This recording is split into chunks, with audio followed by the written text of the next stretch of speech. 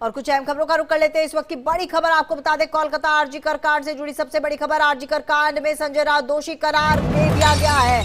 सोमवार को दोषी संजय राउत को सुनाई जाएगी सजा। पिछले साल 4 नवंबर को सीबीआई दाखिल की थी चार्जशीट। केस में पीड़ित परिवार समेत 41 लोगों ने गवाही दी। सीबीआई ने संजय राउत के खिलाफ, हम आपको बता दें कि तमाम जो सबूत थे वो दिए और 9 अगस्त को आरजीकर मेडिकल कॉलेज में हत्या हुई थी। सीबीआई ने संजय राउत के लिए फांसी की सजा की मांग की है। तो क्या फांसी की सजा होगी या नहीं होगी, ये अभी तय नहीं हुआ है। हम आपको बता दें कि पिछले साल 4 नवंबर को सीबीआई ने चार्जशीट दाखिल की थी। केस में पीड़ित परिवार समेत 41 लोगों ने गवाही दी थी और अब सोमवार को यह तय होगा कि आखिरकार फांसी की सजा दी जाएगी या नहीं।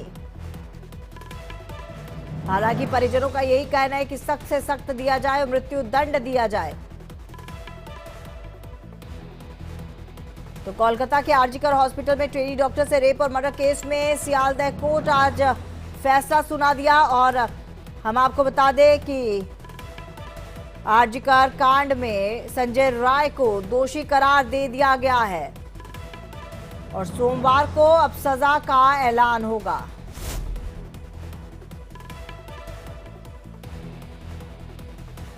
तो सीबीआई ने 25 अगस्त को सेंट्रल फॉरेंसिक टीम की मदद से कोलकाता की प्रेसिडेंसी जेल में संजय का पॉलीग्राफ टेस्ट भी किया था।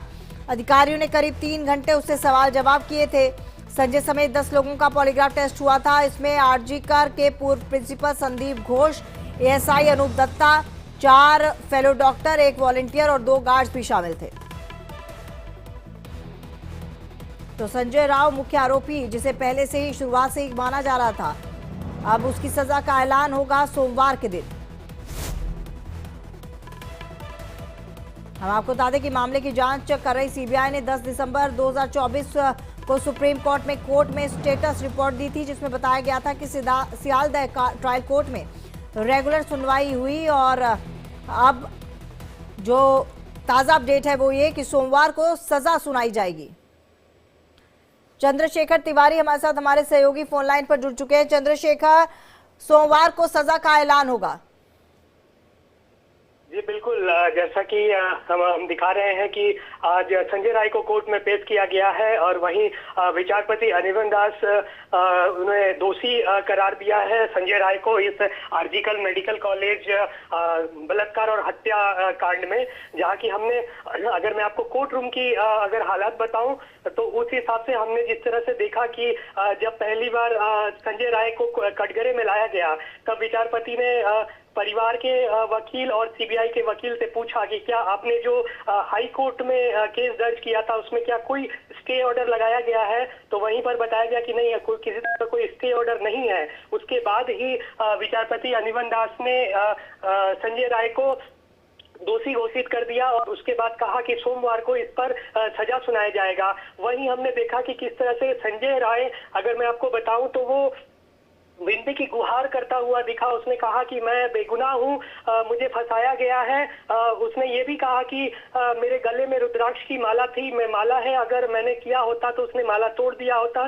लेकिन विचारपति इससे प्रभावित नहीं हुए और उन्होंने कहा कि अगर जैसा कि मेरे सामने सीबीआई ने सबूत रखा है सारे इन्वेस्टिगेशन के बाद, उसमें दोषी आप ही पाए जा रहे हैं तो आपको सजा मिलना तय है, आप दोषी हैं और सोमवार को हम अगली सुनवाई करेंगे। वहीं पर हमने नाटकीय रूप भी देखा कि इस तरह से संजय राउत को जब ले जाया जा रहा था इस सुनवाई के बाद, तब संजय राउत ने पुलिस वालों को, जो वहाँ जो पुलिसकर्मी मौजूद थे जिन्हें उन्हें लेकर जाना था, उसने कहा कि मुझे धक्का मुक्की ना मारा जाए। तो इस तरह का नाटकीय मोड़ भी आया। संजय राउत अंत तक गुहार लगाता रहा कि मैं निर्दोष हूँ और मैंने ये नहीं किया है, मुझे फंसाया गया है। उसने यहाँ तक कहा कि जैसा साहब, जैसा मुझे आईपीएस ऑफिसरों ने कहा, अफसरों ने कहा, मैंने वही किया है। यानी कि इन्वेस्टिगेशन के दौरान वो आईपीएस ऑफिसरों पर भी आरोप लगाता हुआ दिखा है। अमूमन हमने देखा है कि जब भी कोई आरोपी कोर्ट में होता है तो वो बचने के लिए तमाम तरीके के पैतरे आजमाता है। कहीं ना कहीं यहाँ भी वही हम देख सकते थे कि किस तरह से बचने के लिए संजय राउत ने तमाम पैतरे आजमाए ताकि विचारपति कहीं प्रभावित हो और उसे सजा से बचाया जा सके। लेकिन फिलहाल जो विचारपति ने अभी जो विचार दिया है उस हिसाब से संजय राय दोषी है इस मामले में और सोमवार को इस पर सजा सुनाई जाएगी। उम्मीद है, जो आशंका है कि सबसे अधिकतम जो है वो मृत्यु दंड और उसके नीचे आजीवन कारावास तक की सजा सुनाई जा सकती है इस केस में। जी चंद्रशेखर, जो सबूत पेश किए गए थे, क्या कुछ पता चला है कि किन किन सबूतों के आधार पर संजय राय को सजा सुनाई जाएगी और क्या कुछ सबूत जो थे वो सीबीआई के पास थे?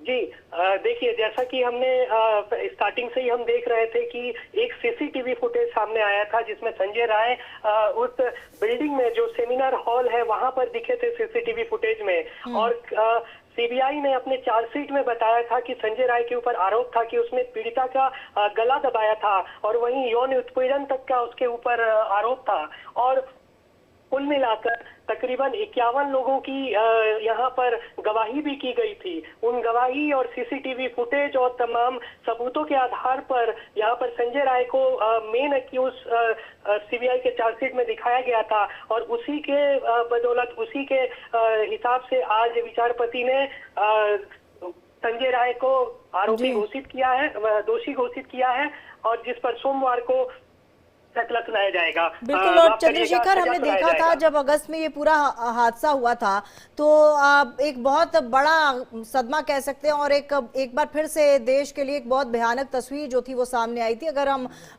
लड़कियों के मुद्दे की बात करें, महिला सुरक्षा के मुद्दे की बात करें, और डॉक्टर्स का भी एक बहुत बड़ा तबका था जो विरोध में उतरा था और काफी दिनों तक ये विरोध जो था सरकार के खिलाफ जारी रहा था, महिला सुरक्षा को लेकर जारी रहा था, खुद डॉक्टर्स की सुरक्षा को लेकर जारी रहा था। ऐसे में अब क्योंकि सोमवार को फैसला आएगा, घर वालों का भी कहना है कि मृत्यु दंड मिलना चाहिए, सीबीआई का भी कहना है कि फांसी की सजा होनी चाहिए। क्या लगता है तमाम चीजों को देखते हुए, सबूतों के आधार पर और सबसे बड़ी बात इमोशंस को देखते हुए, क्या ये फैसला सुनाया जा सकेगा? देखिए, बात इस वक्त जो भी हमें जो जानकारी मिल रही है उस हिसाब से ज्यादातर आशंका यही है कि संजय राय को मृत्यु दंड ही मिले और इसी की कोशिश भी की गई थी परिवार के तरफ से और सीबीआई के तरफ से।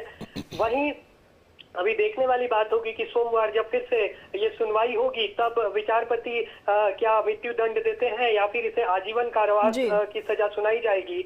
लेकिन अगर हम बताएं डॉक्टर फ्रंट्स की तरफ से, जूनियर डॉक्टर फ्रंट्स जो थे वो स्टार्टिंग से ही, शुरुआत से ही ये आरोप लगा रहे थे कि यहाँ सिर्फ संजय राय नहीं आरोपी हैं और भी कई लोग यहाँ पर आरोपी हो सकते हैं। वहीं संजय राय के जितने भी आरोपी हैं उनको पकड़ा जाए। तो देखना यही रहेगा कि क्या ये जो बिल्कुल सोमवार तक का इंतजार करना होगा और सोमवार को तस्वीर साफ हो जाएगी। बहुत बहुत धन्यवाद चंद्रशेखर आपका तमाम जानकारी के लिए।